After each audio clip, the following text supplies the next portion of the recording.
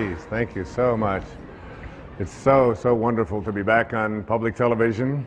It's now 10 years we've been creating public television programs. It's been a wonderful journey. I obviously support public television. It's a way to bring higher consciousness to our entire country, and I'm proud and pleased to be here. This is a program about changing your life. Not in the traditional way that we think of when we think about changing our lives. Usually that means changing your behaviors, retraining yourself, getting new habits, going out and trying them out and changing your life. This is about changing your thoughts, and then your life will change. Change your thoughts, change your life. It's the name of this program, it's the name of the book. It is something that I very strongly endorse, that we have within us the ability and the capacity through the way that we use our minds and the way that we process things and events to make our lives totally shift and change around. And I can tell you that it doesn't make any difference what age you are, whether you're a teenager watching this, or whether you're someone in your 60s, 70s, 80s, or anywhere along the way, you can make that change. And I'll tell you, it happened for me. 2 years ago, on the 10th of May, I turned 65, and the next day, on the 11th of May, I had a life-changing thing take place for me. I changed the way that I was thinking about who I am, about what kind of a man I am, about what kind of a person I intend to be for the rest of my life and where I'm going.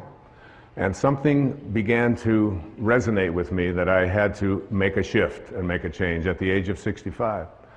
I had a wonderful office, which was really a townhouse. It was filled with over 20,000 books. It was filled with clothing. It was filled with records of all kinds. It had pictures on the wall. I had awards that I had received over the years, and everything that I had accumulated, literally, in this physical world, had accumulated in that office. I turned the key and handed it to my manager, Maya, who's been with me for almost 30 years, and I said, I would like you to sell everything or distribute everything that's in there. Sell the townhouse, get rid of it. Take all the records, all the books. I got rid of my shoes. And I left it all behind and turned it over to her to get rid of everything. I detached myself from a lifetime of accumulations, and I moved full-time to a place over in the middle of the Pacific Ocean on one of our great islands called Maui. And in the next months, I began to get a lot of things coming to me about what my life was to unfold, things that I wasn't even expecting. And I think about this idea about what age you are and whether or not changes and shifts can be made, and how difficult so many people attribute this to. They say, that's an impossibility. I couldn't possibly do that. I'm so attached to all of these things. Or I'm too old. I've been living in the same place too long, whatever it might be. Right here in this audience is one of the women that I revere, I think more than any other woman I can think of in the professional world. At the age of 60, she changed her thoughts, and her life changed dramatically. She started a publishing company called Hay House, which is one of the world's largest publishers of spiritual and higher consciousness materials. She wrote a book called You Can Heal Your Life. She's here today. Her name is Louise Hay. Louise, would you stand up and be acknowledged?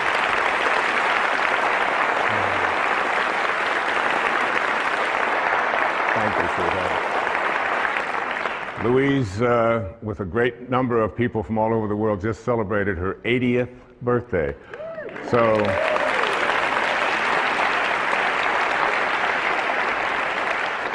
I should look so good even at 60, all right? And I'm just so deeply honored that you're here, dear. Thank you. What happened for me in the next few months was absolutely life-changing. I had a friend tell me who was severely addicted to all kinds of drugs and alcohol, who was basically very close to death. He refused all kinds of treatment. He wouldn't go through the programs and so on. But he read a book, and the book was called The Tao Te Ching. The Tao Te Ching. T-A-O-T-E-C-H-I-N-G. Tao Te Ching. Tao in ancient Chinese means the way, the great way. Te is the term that means the application of or the virtue of. And Qing in ancient Chinese means book. So it's the book for applying the virtue of living the way. That's what this book means. And he told me that, and I thought, I've heard of the Tao Te Ching, I've heard of Taoism, I'm familiar with that. I had read about it when I was in college. I'd even lectured a little bit about it when I was teaching at a university in New York City, at St. John's University. It was something that I had sort of a cursory awareness of. But it wasn't something that I was really profoundly interested in. I was watching a TV show one night, and someone talked about the Tao on there. I walk into a bookstore, and there's a copy of the Tao. This is all happening in the 6 months or so that between when I had left, and knowing that it was time for me to detach myself from all of the things that had been so much a part of my life and move on into a new area of my life. So I couldn't resist it any longer. And I said, I really want to read the Tao, and I'm going to take the next year, a full year. And in that year, what I would like to do is I would like to read each verse. There are 81 verses in the Tao Te Ching. You can read it in an afternoon, but you can study it for a lifetime. And in the studying of this, I said I would like to just take those 365 days for the next year, and in every 4 days, I am going to read one verse. Some of them are only 4 lines long. Some of them are 12, 16 lines long. I'm going to create for myself a way of seeing if I can live this Tao. And what I did was I would read it, then I would meditate on it, I would walk on it, I would go swim on it. When I would do yoga, I would practice it, and then I would sit down after the 4th day, and I had a picture of the man who was considered to be the author of this, although there's no historical actual record of his name is Lao Tzu. This is the visage that I looked at. This is the image of an artist's drawing of Lao Tzu. In ancient Chinese means old man. Old man. He was the old man who was living in China in the time of the warring states, and he decided he didn't want any more to do with war and violence and hatred and killing and all of the things that were so much a part of his world. And he got on his oxen and he left, and before he left to go off and be by himself, he dictated some 5,000 Chinese characters, these 81 verses that became the Tao Te Ching.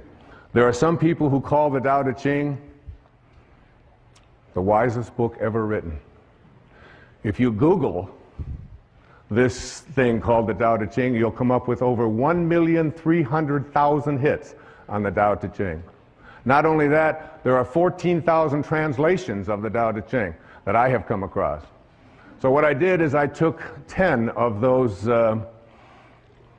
translations, the ones that seem to be the most relevant, the ones that seem to have the most meaning to those people who lived in this part of the Western world, and I combined them into what I consider to be the most useful translation of the Tao Te Ching. And each morning I would get up and I would look at this picture and I would ask, what is it that you would say to the people who are living now at this time, given the conditions that we have in our life right here? What is it you would do? Many people call this a manual for achieving a way of life that literally guarantees integrity, joy, peace, and balance in our life. Now, there was a man who was a contemporary of Lao Tzu. His name was Confucius. He was many years younger than Lao Tzu, but he kept hearing about this old man who had all of this great wisdom. And one day, he decided that he was going to go, legend says, and visit Lao Tzu. And he spent a full day listening to this man, because Confucius was someone in China who was trying to lay down all the rules of etiquette and how to conduct yourself and trying to dictate to the people what they should be. Lao Tzu had nothing to do with any of that. And when he went to see Lao Tzu, he came back and he talked to all of his people. And this is what he said. He said, "Of birds, I know they have wings to fly with. Of fish, that they have fins to swim with. Of wild beasts, that they have feet to run with. For feet, there are traps. For fins, there are nets. For wings, arrows. But who knows how dragons surmount wind and cloud into heaven? This day I have seen Lao Tzu, and he is a dragon." And there he is, a dragon. And a dragon in ancient Chinese was a picture of someone or something that was so mysterious and so difficult to comprehend because it could always be something else. There was a great teacher who came many years after that. His name was Rumi, who was Jalaluddin Rumi, who was a great poet, a Persian poet in the 14th century. And he had a line. He said, "The day that you were born, a ladder was set up to help you to escape from this world." I believe that the Tao Te Ching and this thing that I have done, this Change Your Thoughts, Change Your Life effort that I spent 1 full year on every single day, doing exactly what I just said, is a ladder that will help you to return. In the Tao, there's a very famous line. The 40th verse of the Tao says, "Returning is the motion of the Tao." Returning is the motion of the Tao.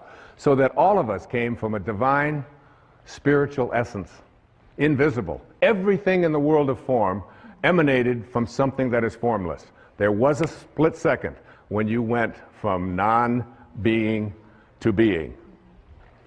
And what Lao Tzu was trying to teach was to be able to return to that place from which you came and live your life from the spiritual perspective and become a God-realized being.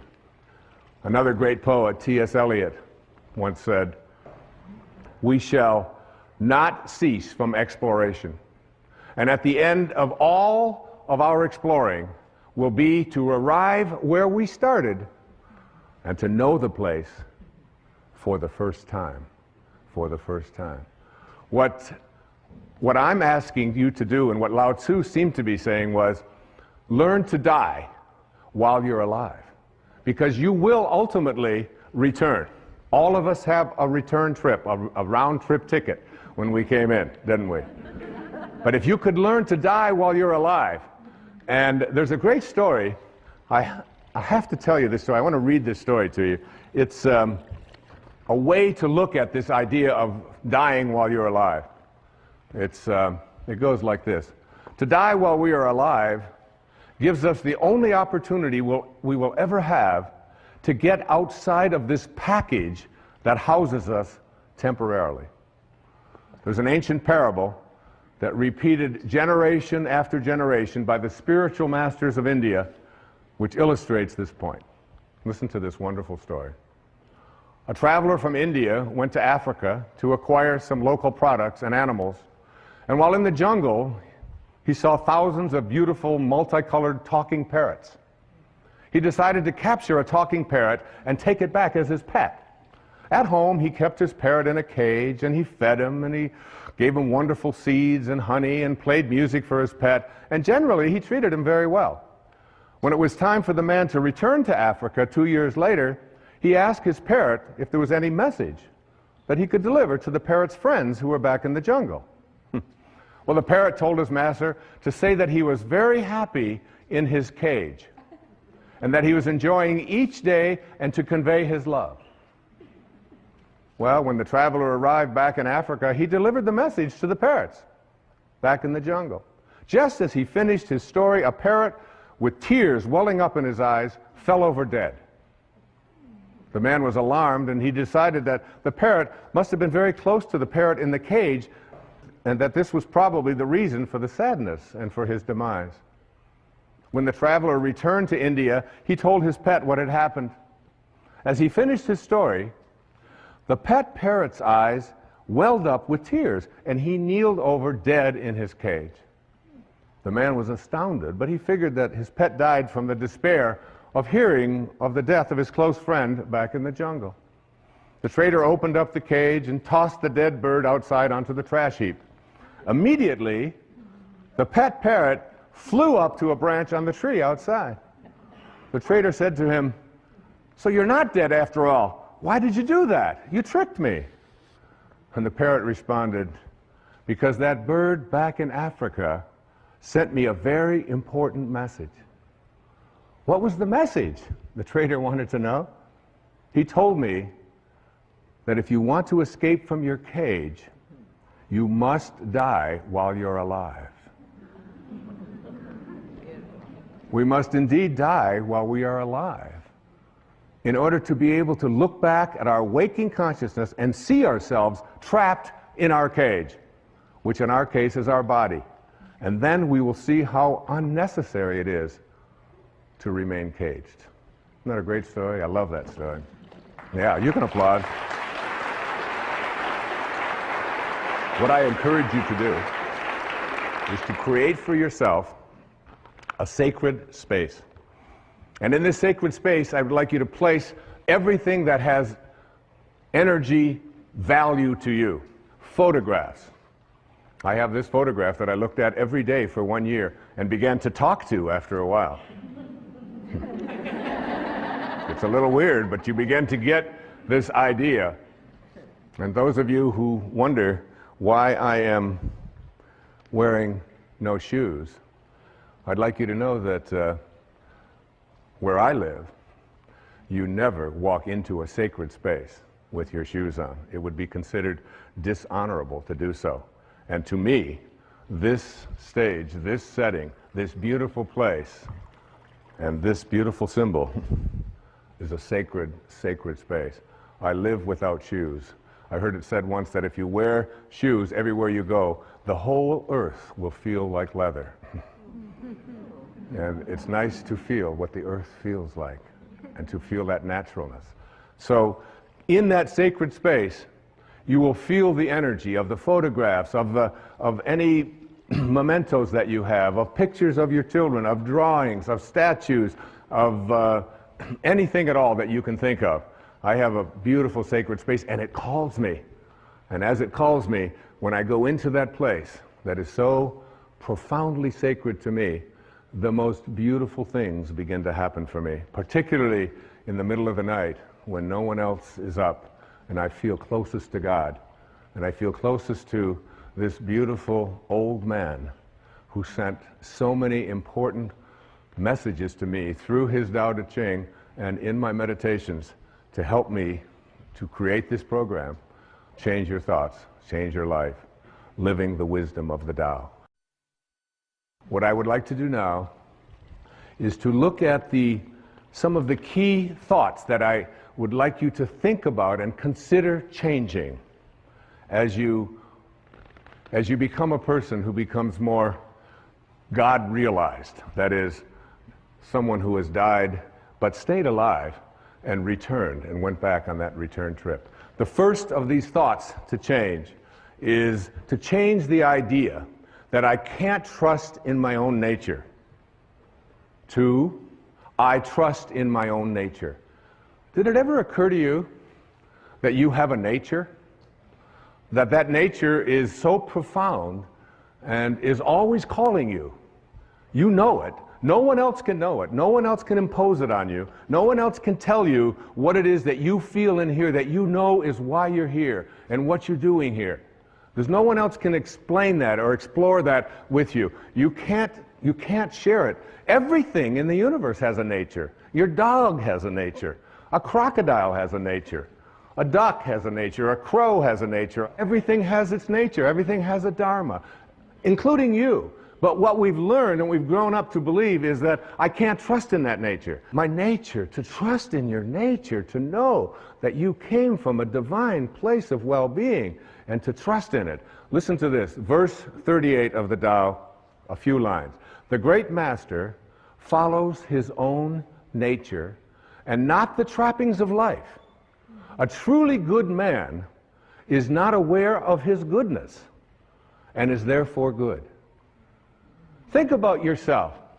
The first moment of life, the very first moment, that speck when you went from nowhere, N-O-W-H-E-R-E, to now here, N-O-W-H-E-R-E, from nowhere to now here. Same thing, just a little question of spacing, just a little different spacing, all right? So you went from nowhere, now you're in now here, and where do you think you're going? Nowhere. Right? Back to nowhere. Who out there watching, who in this audience isn't going back to nowhere? That's where we're all headed, back to nowhere. So in that split second, then you lived inside your mother's womb for 9 months. And in that 9-month period of time, you trusted your nature. You didn't have a sonogram and say, oh my God, I don't have a nose. This is very scary. What if it doesn't show up on time? Or you didn't do any of that. You trusted completely in your own nature, right? And so did your mother. There's very little that you can do, because what you were to become, everything that this physical body needed, was all handled in there. And also, beyond what was needed for your physical world, and what Lao Tzu called the world of the 10,000 things. The 10,000 things. There's 10 zillion things, obviously, in the physical world, but that's how he named it, the world of the 10,000 things. And in that world of the 10,000 things, everything returns back to its source. But while you're in that place, and why wouldn't you believe, even maybe for a second, that not only was my physiology all handled for me, but everything else that I needed, if I could just stop interfering with it and stop other people from doing it, that everything I needed. And that's a big part of understanding change your thoughts, change your life. It's a big part of that. The idea that I have a nature that I can trust, not something that I have to be afraid of, and I can stop letting other people interfere with it as well. So what happens? We go through those 9 months, totally uninterrupted. We have no questions. Everything works out. And then what? We say the very first thing, we pop out after 9 months, we'll take over from here. That was good work. Nice work, God. Thank you very much. And so what we'll do is just sort of edge you out of here, you know. So we edge God out. We take on an ego, E-G-O. And we edge out and we say, we'll take over. And we have an ego, and this ego, what this ego does is it takes on a set of beliefs. And these beliefs are that I am what I have, that I am what I do, that I am what other people think of me. So we're raised to believe that the more stuff I accumulate, the more things that I get, this is who I am. The more that people like me, this is what I'll get, and on it goes. I want to tell you a story. It's a story of one of my children. Her name is Tracy. We lived in Detroit when she was born. She came in as a little rebellious. She came in the middle of the Detroit riots when they said nobody is allowed to go out. Anybody that goes out is going to be arrested. And she said, this would be a good time for me to show up. Which is exactly what she did. So when she showed up, after about the second or third year, Tracy went to preschool. And she came home from preschool. She was about 3. And in that time she came home and she said, she handed me a paper, and it had a gold star at the top of the paper. And I looked at it and I said, and she said, Daddy, I got a gold star, I got a gold star. I said, I'm not really interested in gold stars. I said, but what are you doing? What is this? What? She said, well, we did something in school called adding, and I got them all right, and I know how to. I said, adding? I can't believe, you're 3. You can't learn to add when you're 3. And I went through this whole long thing about adding and how terrific it was, and she kept saying, Daddy, the gold star, excuse me, but I was the only one in the class that got a gold star. I got them all right.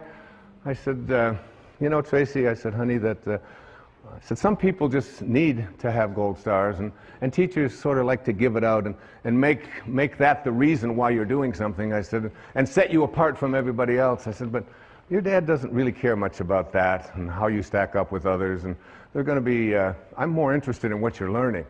And she said, okay, she was used to that. She had a weird daddy, and she knew that. So about another month or so, she came home with a with a paper that had looked like it had had a gold star on it, but it had obviously been taken off. Her little thumbprints were all over, but there was a place that had been a gold star. It was taken off. And I said, what's this? Oh, she said, we're now doing subtraction. And I said, subtraction? That's amazing. And I took over by her dresser. I said, you know that money you've got in your piggy bank? I put it in my pocket. I said, that's called subtraction. Isn't that great? And she said, give me that money back. And we talked about subtraction. Finally, I couldn't take it anymore.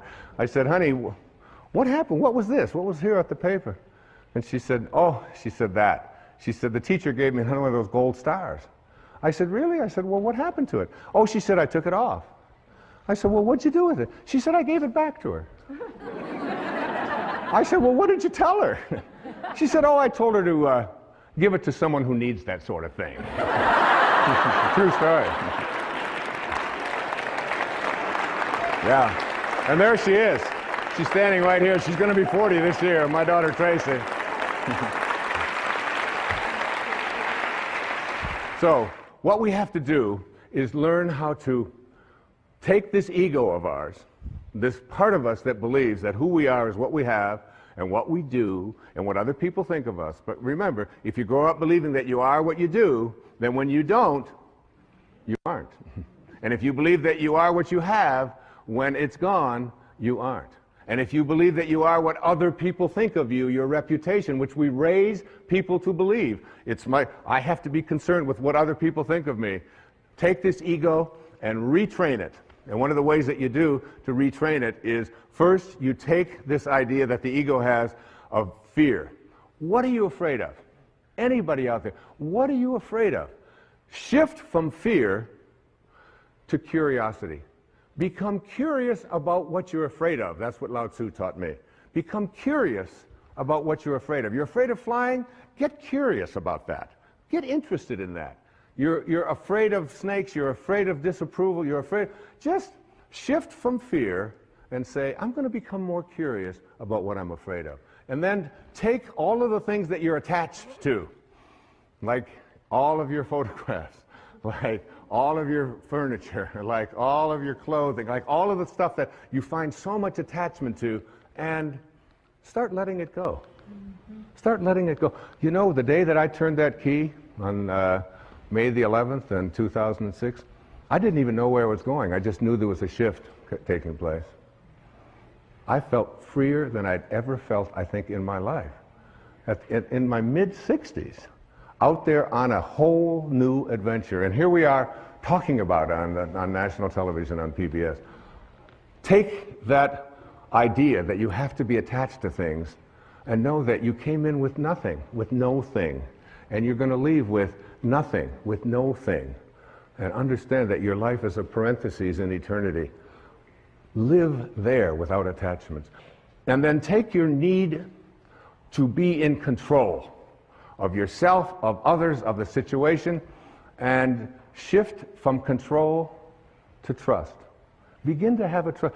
Lao Tzu is profound about this. In each one of the 81 verses, it comes up about 60 times as you look at letting go and letting God, allowing yourself to trust in your nature, allowing yourself to no longer believe that everything has to be controlled by me, and that other people no longer have to be in control of me as well. Begin to trust. Just like you did for the first 9 months. You trusted. Your nose showed up. Your height showed up. Your eyes showed up. Whatever. It all showed up. It's all perfect. It's all divine.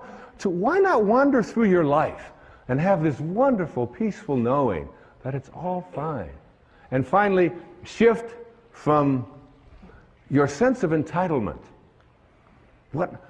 Nobody can treat me that way. I'm entitled to have this. Well, I paid for that. I let go. I mean, that in 1 year, I let go of all of my entitlements. I don't feel I'm entitled to anything. I'm just here. Shift from entitlements to radical humility. Lao Tzu speaks about it so often. Stay humble. Stay low. The greatest leaders are the ones who do the least. The ones who stay back and just model and allow. And at the end of the day, in one of the verses of the Tao, it says, the people will say, we did it ourselves. We did it ourselves. In verse 49 of the Tao Te Ching, here's an exact quote. The sage is kind to the kind, and kind to the unkind, because the nature of his being is kindness. And also, be wise and help all beings impartially, abandoning none. You know what I do? Just before I did this program, I have to admit I was nervous. I was humbled by it. Like, who are you, Wayne Dyer? Who are you to read the Tao and believe that you can interpret it on television and interpret it in a book and spend a year and say, like, I got real humble with that. And you know what I say? Tao, which is just another word for God or Source or Krishna or Allah or whatever you want to call it, guide me. Guide me now. I have that awareness before I come out. If you knew, it says in the Course in Miracles, if you knew who walked beside you at all times on this path that you have chosen, you could never experience fear or doubt again. I remember Mother Teresa saying to a dear friend of mine who was asking what could he do? What could he do to do something for her? He was his name was Pat McMahon. He was on KTR radio in Phoenix. And finally Mother Teresa said to him, you can do something for me. She said, tomorrow morning, get up at 4 a.m. and go out onto the streets of Phoenix and find someone who's living there who believes that he's alone and convince him that he's not. That's what you can do. That's how saints talk. That's how Lao Tzu spoke. Okay, let's go on to the next thought. To change. So you're changing from not trusting in your nature to trusting in your nature. You change your thought from I need more to what I call living contentment. What is this thing about more? It's the mantra of the ego, isn't it? I have to have more. I have to collect more stuff. I have to have more friends. I have to have more money. It's more, more, more, more, more. When where you came from nowhere. You don't need anything. It's a continuous bombardment that we are all exposed to in this whole world of believing that we have to have more. It's one of the reasons why I love public television so much. You don't see ads on PBS. You don't have to be constantly exposed to the idea that you have to have more and you have to get more, and if you don't have this, then you're not complete, and so on. So we get bombarded with this idea of attracting more. And Lao Tzu says, live contentment. Live in a state of being contented. Here's verse 81, the last verse of the Tao Te Ching. My favorite translation of it, and I put it right into the book. Sages do not accumulate anything, but give everything to others. Having more, the more they give. It's a great lesson. My son Sands, who's, we're very, very close. We just spent a couple of months together over in Maui, just being together, just being. It was a divine time. And he came home with, it was last summer, he came home with 4 T-shirts that he loved. And I said, well, honey, I said, which one do you like the best? He said, well, that one over there, that blue one, it's got the writing, and it's got the drawing, and it's got a surfer, and it's got, I said, that's great. I said, I'd like to have that one. He said, no, Dad, that's my favorite. That's the one I like the best. I said, I know. I said, that's the one. Would you mind if I had that one? He said, I would mind a lot if you had that one. He said, maybe you can have one. I'm not so crazy about this one over here. I said, so you're going to give me something you don't like? I said, that's the one. I love that because we have the same taste. Could I have that one? He said, Dad, you're crazy. He said, you can't have my favorite T-shirt. I said, well, I want you to think about that. I want you to think about detaching and letting go and not needing to have more. And he's heard me talk about this stuff his entire life. So finally, he just, I went in and I tried it on and I said, this thing looks so great.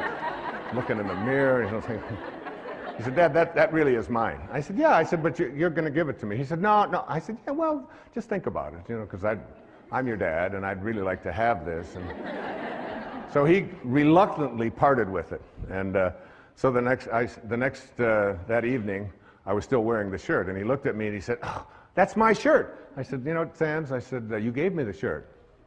I said, I'm going to wear this shirt until you are happy that I have your favorite shirt.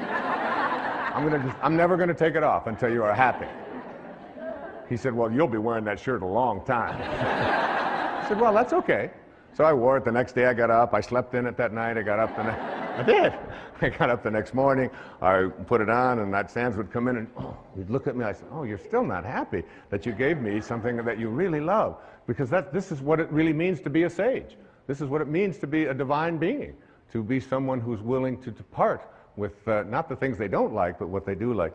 I wore it the next day. I wore it the next day. I wore it for 2 weeks. Take it off only to wash it, put it right back on.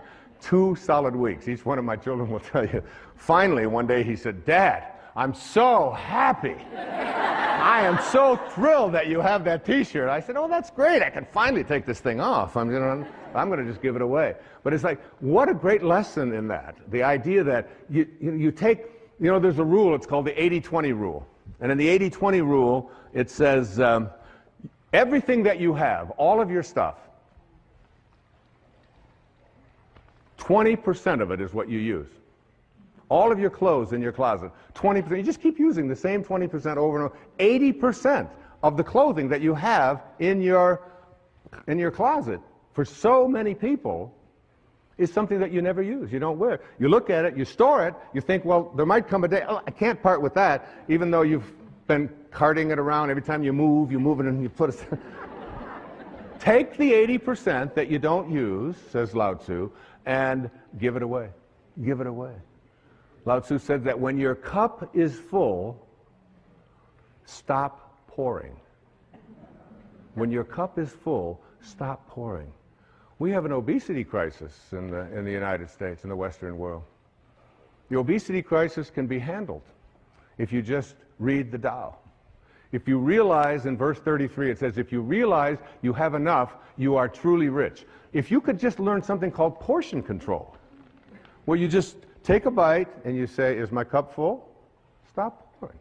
Stop pouring. In other words, instead of filling yourself with that which is already a surplus, in the Tao it teaches us to take surpluses and to reduce them, and to take deficiencies and increase them, so that we create balance in our lives, to be in balance. You can take the jewelry that you don't use. You can take the clothing, and then once you've given away the 80% that you don't use, take one of the things that you really like and practice giving that away. It's such a wonderful way. Listen to this poem. It was written by a great Persian poet named Hafiz. It says, even after all this time, the sun never says to the earth, you owe me. Just look what happens with a love like that. It lights up the whole sky. It lights up the whole sky. There's no owing. There's no owing. You don't have to be, you can practice living in a state of contentment.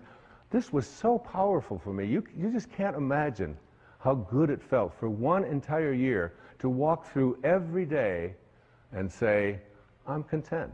I'm content. I start out every morning of my life. The first words, Hafiz says, if there's only one prayer that you say every day, make it thank you. Just say thank you. That's how I start. Wake up, thank you, God. Thank you. Thank you, Source. Thank you, Tao. Whatever you want to call. The opening line of the Tao says, the Tao that can be named is not the Tao. As soon as you put a name on it, it dissolves. There's no name for it. It's just endlessly, invisibly, constantly in a state of creating out of a state of love. The next thought that the Tao teaches us to change. Change your thoughts. Change your life. You really do. See, so much of the previous PBS specials that I've done on inspiration and intention, these were teaching people generically how to think differently. What Lao Tzu taught me was what to specifically think in place of thinking that.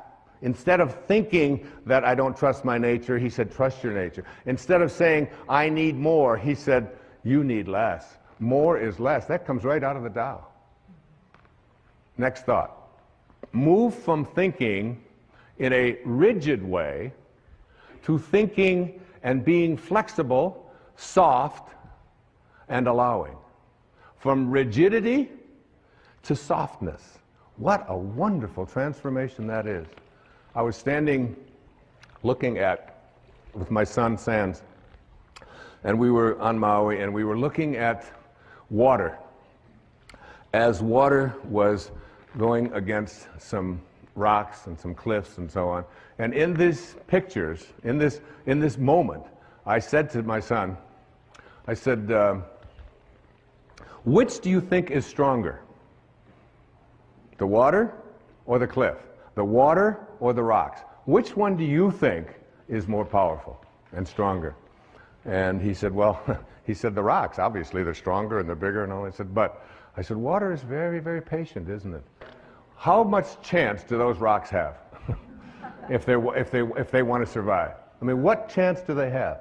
That would, and Lao Tzu is speaking to us about understanding our nature by examining how nature works and then making it apply to our thoughts, so that a soft thought, a thought that isn't a rigid thought, a thought that doesn't say you have to be this way or you have to be that way, a thought that is not stiff, a thought that water, there are so many references to water and what we can learn from water. You're 75% water. The planet is 75% water. We are water. The rest of us is just muscled water.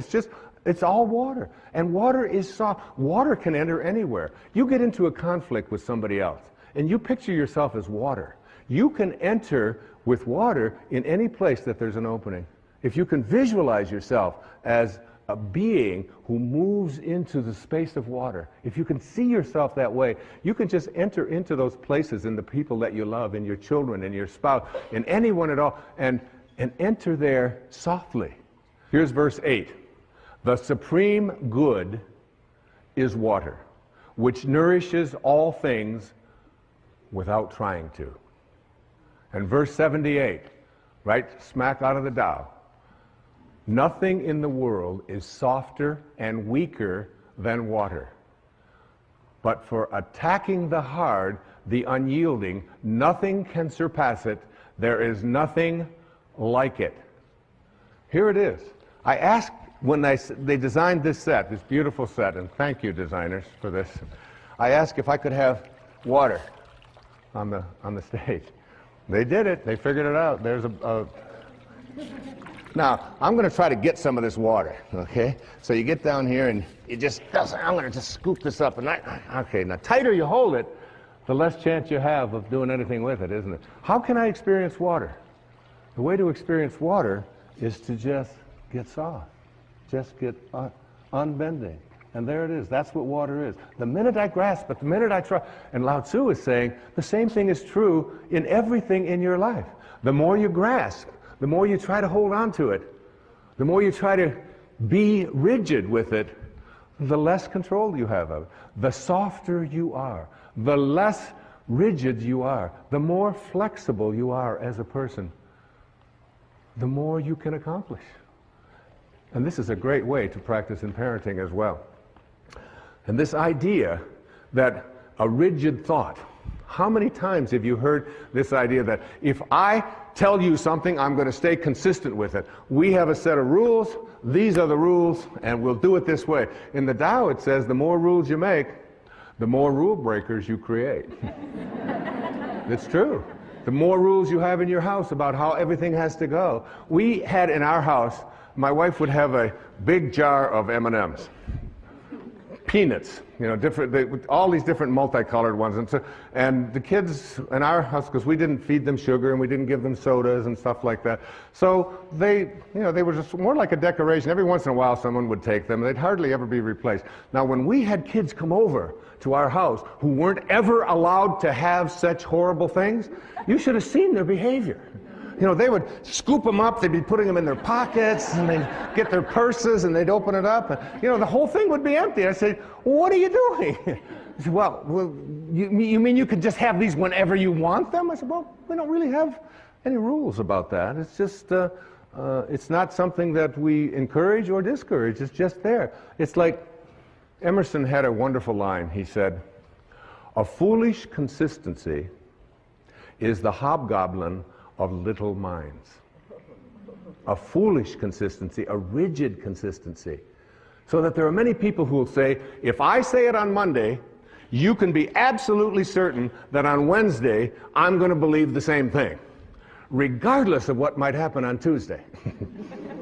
Now, Tuesday might have something real that you might want to be changing your mind. You might want to say, you know, I thought that this time, but now I've seen this, and now we can shift. And you can see how this can become and so much about the Tao is on leadership. Leadership in the family, leadership in the community, leadership geopolitically. Less rigidity, more openness, more willingness to listen and say, I changed my mind. Because a foolish consistency is the hobgoblin of little minds. And what I believed on Wednesday has changed because of what happened on Tuesday. Now, another important thing to say to your children, to your friends, to your lover, to your spouses, to whomever, to the people you work with, words that we're so terrified to say, but which give us a sense of living with the Tao. I don't know. I don't know. I'll look it up. Say it. I don't know. Doesn't hurt. Say it again. I don't know. Isn't it fearful? I mean, so many people, and it's like very freeing, because my kids ask me something, and I say, I don't know. They say, Dad, you know everything. You know everything. I say, well, I don't know that, and I'll look it up, or we'll try to find an answer to that, but I don't quite know. I know that I spent 20 years running, and I ran every day for 20 years, for 22 years, without missing a day. 8 miles. Never missed a day. That's rigid, all right? Some call that obsessive. But you brush your teeth every day, I used to say, and you don't call that obsessive. And you go to the bathroom every day, and you don't say, well, he's obsessively doing that again today. You don't do that.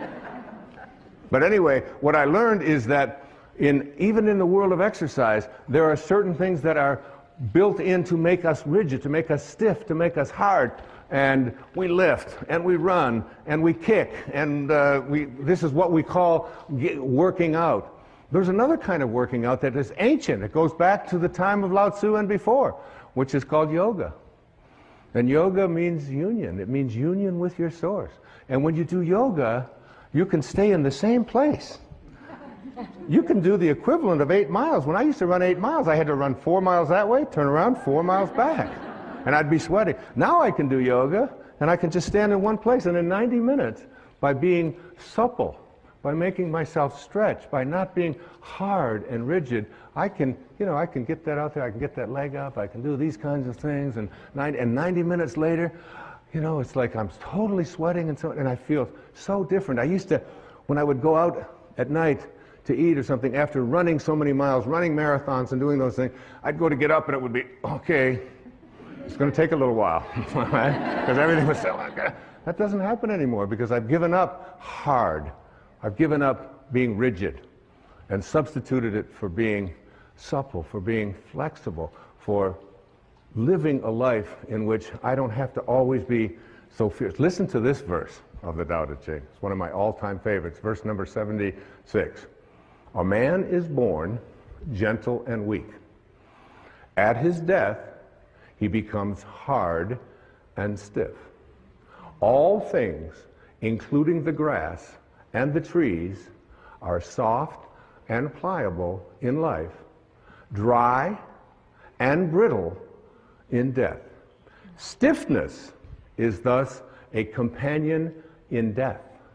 Flexibility is a companion in life. And it's not just for how you exercise, it's how you think. How you think. In front of my place on Maui, there is a beautiful set of 11 or 12 palm trees. And these are like 30, 40, 50 feet tall. They've been there for, I don't know how long, decades. And when the winds come and when the storms come, the storms will blow them over. There they are, watch. And they're just these amazing elastic things. I learned so much from these things. I go out there, when I wrote the essay in the book on the verse 73, I just went out there with the palm trees, and I would just commune with these palm trees, and they go all the way up, and then they come all the way back. That's a symbol for how we need to think in our own lives. In verse 73 it says, "It is heaven's way to conquer without striving. It does not ask, yet it is supplied with all that it needs. It does not hurry, yet it completes everything on time." One of my favorite lines from the Tao, one of my favorite beliefs from the Tao is this, that you're doing nothing. All of you, you're doing nothing. You're just being done. Just like you were the first 9 months of your life. You think you're out there and you're making this happen and you're making that happen and you've got all these rigid things and you have to apply your life this way. You're not doing anything. Any more than you were having your fingernails show up when they were supposed to. And look at you. Look at all of you. Look around. You know, it's like, you know, what held it in yesterday? You know, I don't know. I'm not doing anything. They fall out and they don't fall out no matter how hard I try to keep them in there. Finally, my kid said, "Give it up. Give it up." So I was over in England, and they told me that I couldn't take my shampoo bottles on the plane. And there's nothing you can do about it. I said, "Yes, there is. I'll just shave my head. I no longer need shampoo." Okay, so we want to move from stiffness to flexibility. The next thought that I'd like to see us change, that the Tao taught me so much, was living by interfering, to shift that to living by not interfering. Do you know that every one of your children have the anchor of the universe located within them? And that Khalil Gibran, this is a paraphrase, he said, "Your children are not your children. They are the products of life's longing for itself. They come through you, but not for you. They're not there for you. So what are you doing interfering in their lives?" Now, I'm not talking about letting them play out in the traffic or play at the edge of a swimming pool if they don't know how to swim. I'm not talking about that. I'm talking about, I called this when I was working on this and living this and practicing this for that full year of 2006, the bite your tongue, zip your lip verses of the Tao. Verse 29 of the Tao. Do you think you can take over the universe and improve it? I do not believe it can be done. Everything under heaven is a sacred vessel and cannot be controlled. Trying to control leads to ruin. Trying to grasp, we lose. Allow your life to unfold naturally. Allow other people's lives to unfold naturally as well. We have parents, I see them a lot, they're called helicopter parents. Because they're always hovering. They're hovering over their kids and they're telling them what to do and what not to do. And my son came over from England, my son Shane, and he was going to get ready to go to college, in America. And my wife said to me, "So you're going to take him and show him about registration, right?" I said, "Oh yeah, I'll be doing that." She said, "Well, make sure that you help him because he doesn't have any idea how to register at the school, this great big school with thousands of people." I said, "Yeah, and I do, right? I would know how to register kids at school, you know." And so Shane got in the car and I said, "It's all going to be fine. You'll all be fine." And we drive over to the campus and I drop him off and I have my tennis racket in the back. And he said, "Where are you going?" I said, "Well, I'm a prophet." I said, "I get paid by the thought. And I have a tennis match and then I have to walk on the beach so that I get paid by the thought." He said, "But what about the registration?" I said, "Well, the registration," I said, "you'll do a lot like I did when I learned to register." He said, "Well, what do you mean?" I said, "You'll just go up to the people and say, 'Where is registration?'" And they'll say, it's over there where all of those people are all lined up. Because I remember those days in a college of 40,000 students or so, finding out how to register. Tracy, did I take you to register, honey? No. So he said, you mean you're just going? I said, yeah, you just go over there. I said, you want Daddy to walk with you over and take you through graduate? You're 18 years old and you want Daddy to register you? He said, oh, no, I wouldn't want that. So we got home at the end of the evening, when I got back home, and my wife had said to me, she said, did you help Shane at registration? Oh, I said, I gave him so much help, probably the most help he ever had in his life. I taught him how to do things for himself, and so that I wouldn't have to be interfering and hovering over and figuring it all out for them. My children know that when their science project comes up, that I'm there for consultation, but I passed science. I got through that myself. And you'll be doing your own science project. If I can help you, I'll be happy to help you, but I'm not going to be getting the glue and figuring out how to make a time clock and all of that. I said, you know, just look at a clock. That's how you tell time for me, whatever it might be.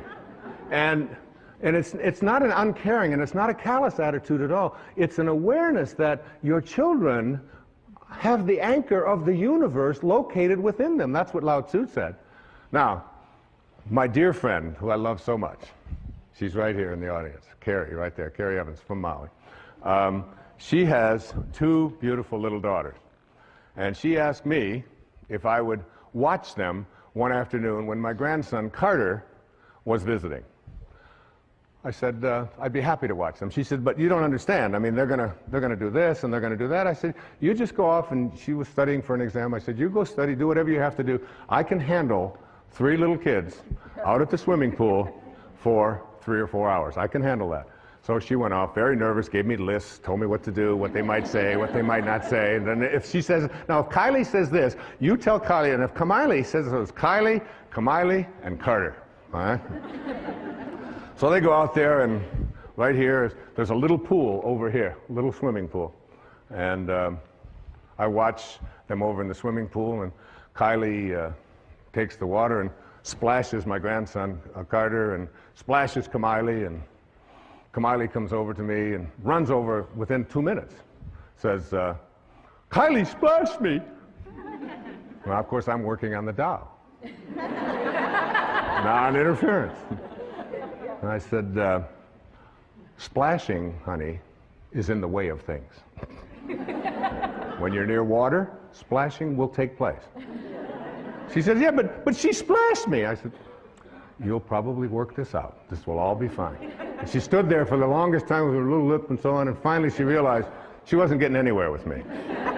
She went back. Before you know it, one of them had taken, now Kylie and Kamiley are teaming up against Carter. And they pushed him under or whatever. Now one of them is 5, and one of them is 4, and one of them is 7 or 8. And Carter comes running over as fast as he can, runs over. He calls me Bampa. I'm Grandpa. Bampa. Bampa, Bampa, Miley pushed me under the water. I said, Carter, I'm a Taoist master. But Bampa, she pushed me. She put me under the water. I said, you'll just have to work this one out, Carter. I'm a Taoist master. This went on all for the first hour or so. But I noticed as I was less interfering and less interfering that they were working it out. They tried again after a few times. They'd come over and they wanted this and they wanted them pushed and wanted that. But each time when I let them know that I was watching and making sure they were safe, but I wasn't going to interfere. I wasn't going to resolve it. I wasn't going to settle their disputes for them. I wasn't going to be a helicopter parent, even for an afternoon. And the way that it resolved itself was they had the anchor of the universe within them. They have a nature. They know what to do. One of my favorite things always to say to my children when there's a conflict is, you know what the right thing to do is. What do you think? You know. You have it in your heart. You are a divine being. They all know that. I've said those words to them over and over again. You'll figure it out. You'll work it out. Not I'm going to interfere. I'm going to tell them what to do. You can practice this so many places, so many ways in your life, particularly as parents, even in business. It's very important in businesses to allow the people to say at the end of the day, right out of the Tao, oh, We did that ourselves. We did it ourselves. In the Tao it says, there's a time for everything, and everything in its time. There's a time for everything. Listen to this. There's a time for being ahead, and a time for being at peace. There's a time for being in motion, and a time for being at rest. There's a time for being vigorous, and a time for being exhausted. And in the Bible, to everything there is a season, a time for every purpose under the sun. I practice, this was so helpful to me, particularly as I do my yoga practice. In my yoga practice, it's, there are some very exhausting postures. I do this Bikram hot yoga, all right, so it's 105 or between 105 and 110 for 90 minutes. And there's one that I used to hate. It's called triangle, you know. And so you put your foot out here, and then you do this, and then you get yourself up, and you go all the way down, and you get yourself in balance, like here. So you balance, and you take your arms out here, and then you take these like this, and it's 105 degrees in there. You take one, and you're looking up here at your arm, and you look, and you look, and you look, and then you bring it back, and it lasts a full minute. And I used to just wait for that minute to be over. Oh, my God. When are they going to bring me out of this posture? It was so exhausting. I started practicing what the Tao teaches, and I remembered there's a time for being exhausted. There's a time for that. And as I practiced that, I said, and there's a time for being at rest. And it's coming. Hopefully soon. But in your life, there's an awareness that there is a time for all the things that go on that you think shouldn't be happening. In the Tao it says that hidden in all misfortune is good fortune. Hidden in the misfortune that you have is good fortune, because no storm can last forever. Even nature cannot create a storm that lasts forever. Ultimately, hidden within every storm is calmness. Hidden within every flood is drought and dryness. Hidden within all of the storms of your life is the peace that you desire. And it leans on you if you stop telling yourself and just let yourself go with it, to be at harmony with it, rather than trying. You can see why this is called the wisest book ever written, and we're just touching on it here, just touching on this. Lao Tzu was green before Al Gore. He was. This is verse 39 of the Tao Te Ching. When man interferes with the Tao, the sky becomes filthy, the earth becomes depleted, the equilibrium crumbles, creatures become extinct, therefore nobility is rooted in humility. Finally, I'd like to say to you, in understanding this idea of the Tao, is to take time yourself for being in nature. Take an hour a day. Every day of your life, take an hour a day, no matter how busy you are, no matter what scheduling that you have, to get out in nature. Walk barefoot on the grass.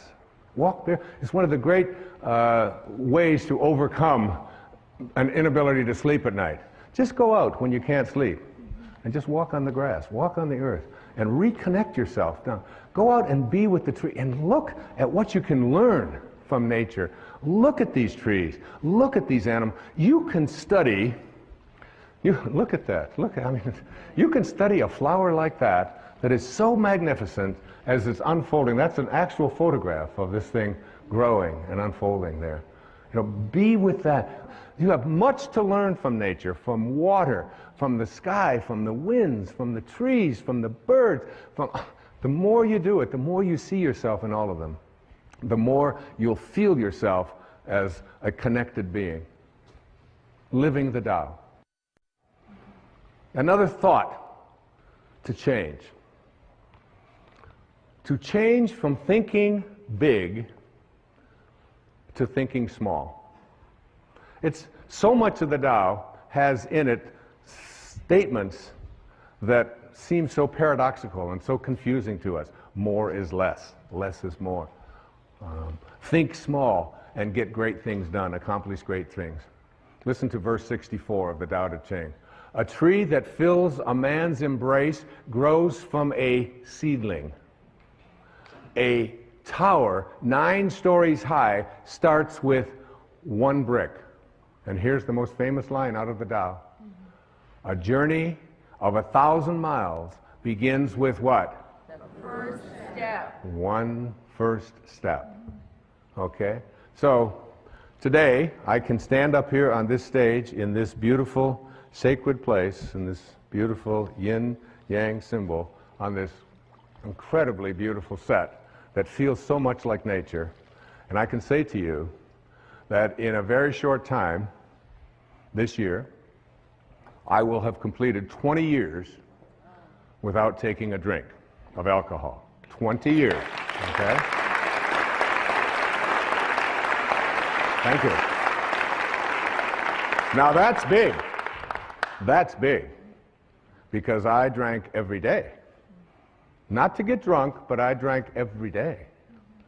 2 or 3 beers every evening after running, and it was like, and I couldn't remember a day when I hadn't had, I thought back 10 years, 12, I couldn't think of a day, not one day in the previous decade or two that I had not had a beer, or several beers.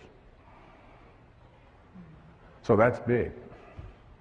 And if I would have tried, if I'd have said to myself 20 years ago, Wayne, you're going to quit drinking for the next 20 years, I would have gone immediately and had a drink. Because it's just too big, isn't it? It's just too big. You don't do big things.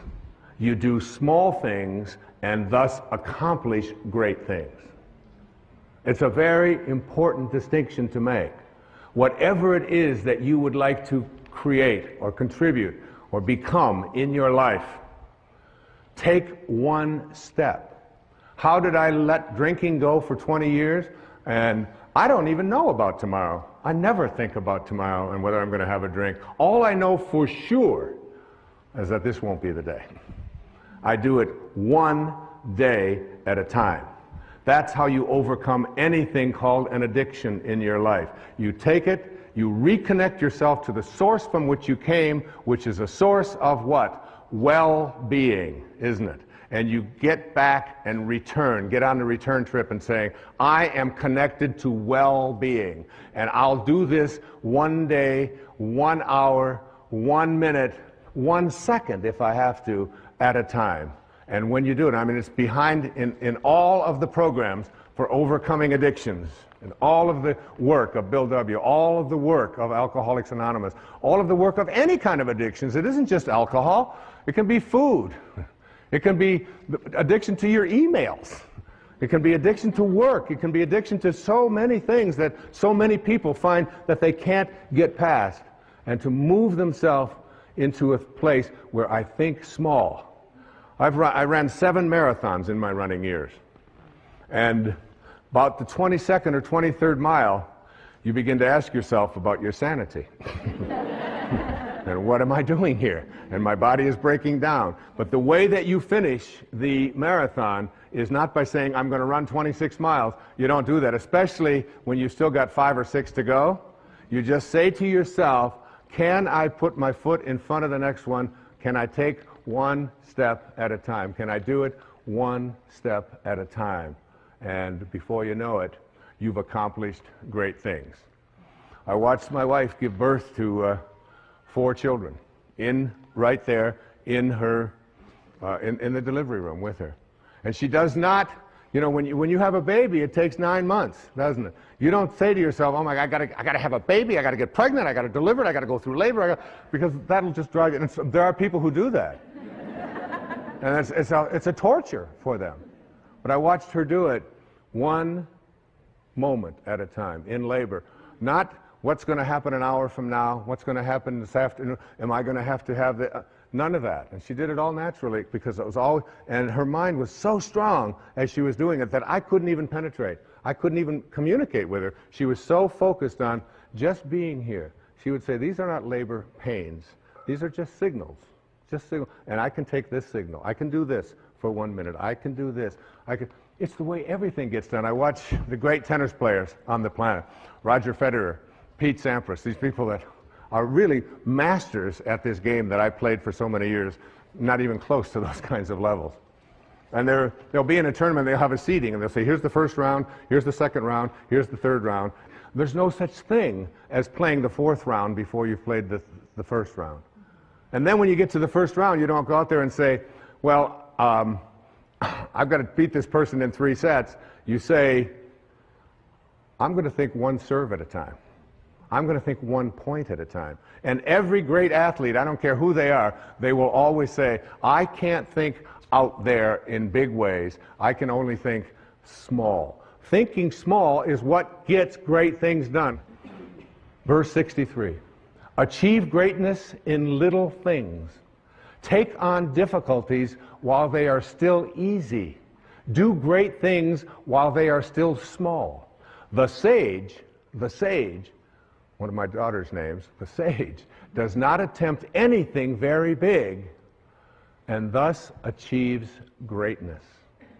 Greatness comes from being in the moment, here, present, in the now. The sage confronts difficulties but never experiences them. This is the idea of thinking small. And finally, I'd like to see you change from this thought. Change from seeing yourself as separate to seeing yourself as connected to everyone and everything in the universe.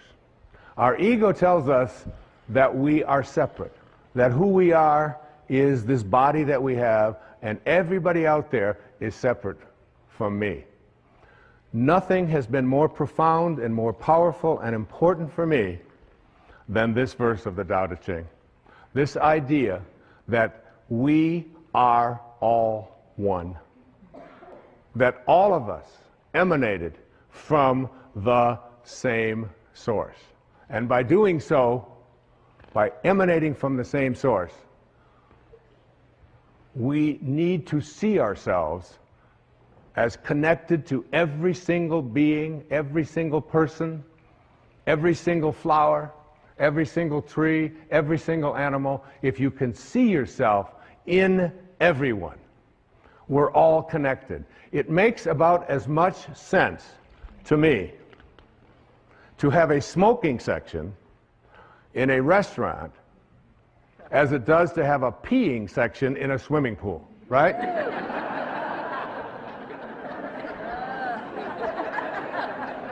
Oh, no, kids, no, don't pee over here.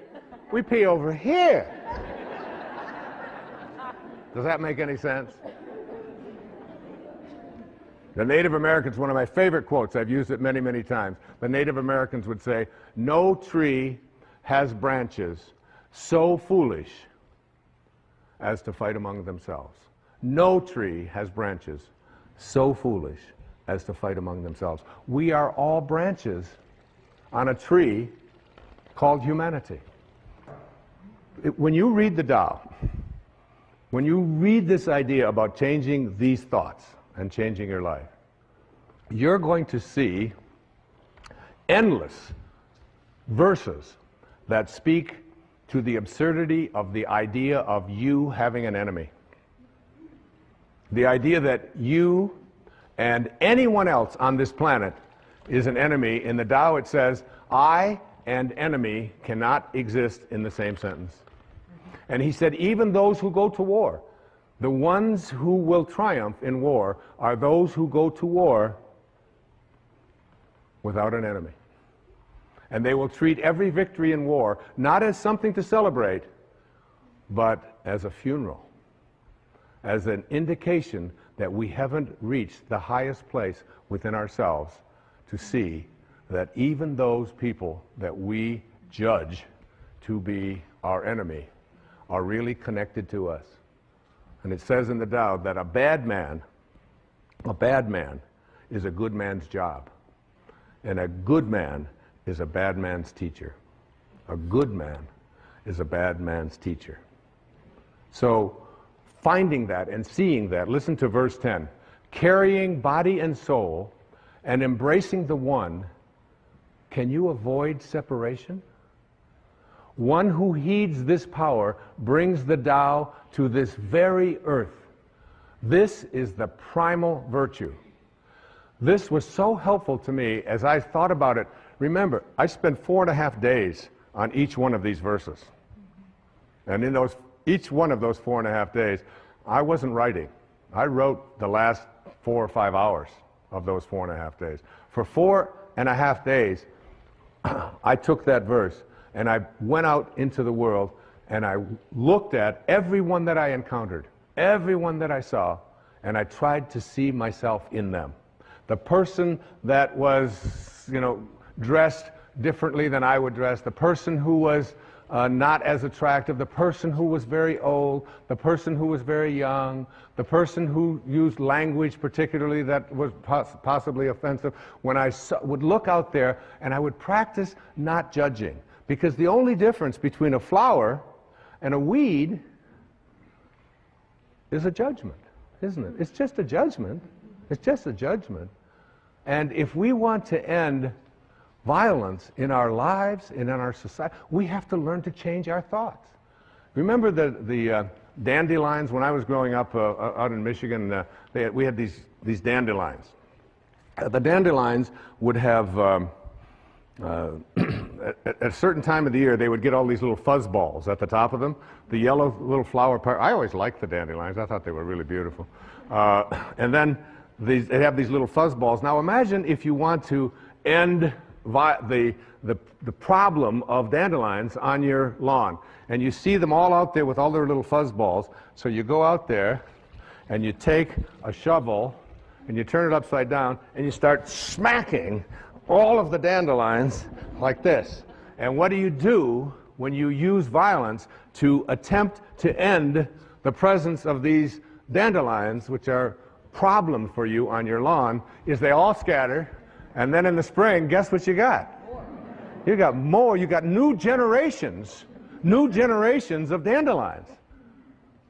There's such a lesson in that, isn't there? There's a great lesson that when we use violence as a means to resolve our disputes, whether it's individually with each other, or whether it's in countries, or whether it's in communities, whenever it is that we resort to that kind of not seeing myself in others, and out of this kind of a consciousness will emerge those people who will ultimately begin to get this. Because if we don't get it,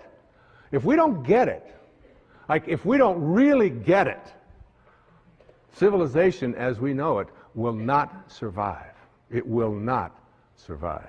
We have to learn that the people that we call enemies, no matter how horrendous they may behave toward us, there is still something of us in all of them.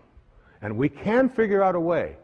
Yes, we of course have to defend ourselves, and yes, we don't allow people to push us, or all of those kinds of things, but at a deeper and a higher level, Lao Tzu was asking us to go within and find that place of peace, and try to reach out to that, and help someone to make a U-turn. Those people can be reached, because they have the anchor of the universe located within them. In verse 25 of the Tao it says, "Thus to know humanity, understand earth. To know earth, understand heaven," which is where earth came from. To know the way, understand the great within yourself. Within yourself. Look within and see it. Now, every single person watching this program will have conflicts with somebody in their life on a fairly regular basis, especially if you're in a marriage or in a partnership of some kind. Certainly if you have children, you're going to have conflicts. Now think about what you do when you have a conflict and that conflict comes to an end. The conflict is over. You've expressed your opinion. You may have yelled at each other, you may have screamed at each other, you may not have understood each other, but it's over now. How do you end the conflict? Lao Tzu says, the person of Tao will eliminate all of the pain, all of the stress, all of the anger, all of the hatred, if they decide to end the conflict with love. Just be the one who ends the silence by saying, "We don't agree, but I love you." and it's all over. You have moved a person from staying in the world of the 10,000 things into the world of God, into the world of Source, because the Source has no violence in it. It creates endless numbers of flowers and beings and creations without using any force at all. There's no force there. Here's one of my teachers who lived in Bombay, which is now Mumbai, in India. His name was Nisargadatta Maharaj. He said, "Wisdom is knowing I am nothing. Love is knowing I am everything. And in between the two, my life moves." In between the two. The ability to take a conflict and to end it with love is one of the most powerful things that you can do. It has been a great lesson for me. When we have a conflict, what we do is I will be the person that will pick up that phone. You can be certain of it. I will end that conflict with love. And guess what that does to the conflict? It's over. It's over.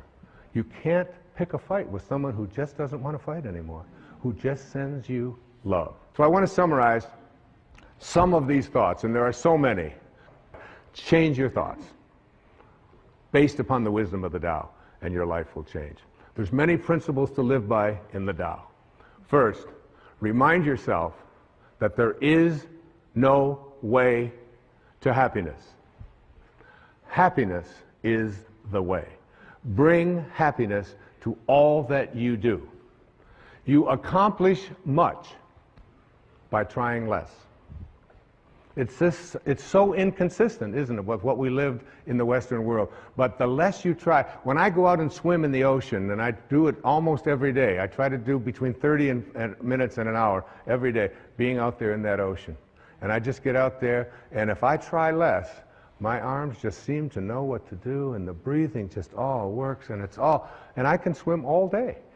As soon as I try, as soon as I struggle, as soon as I start trying, the minute that I move myself into trying, it's like if I were to take this little cap here and drop it right there and say, I'm going to try to pick this up. I'm going to try to pick this up. This is what Lao Tzu was speaking about. So all of this,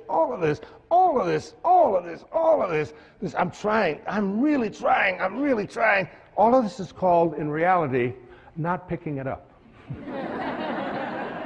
That's what that's called, not picking it up. But when I just get easy and do less.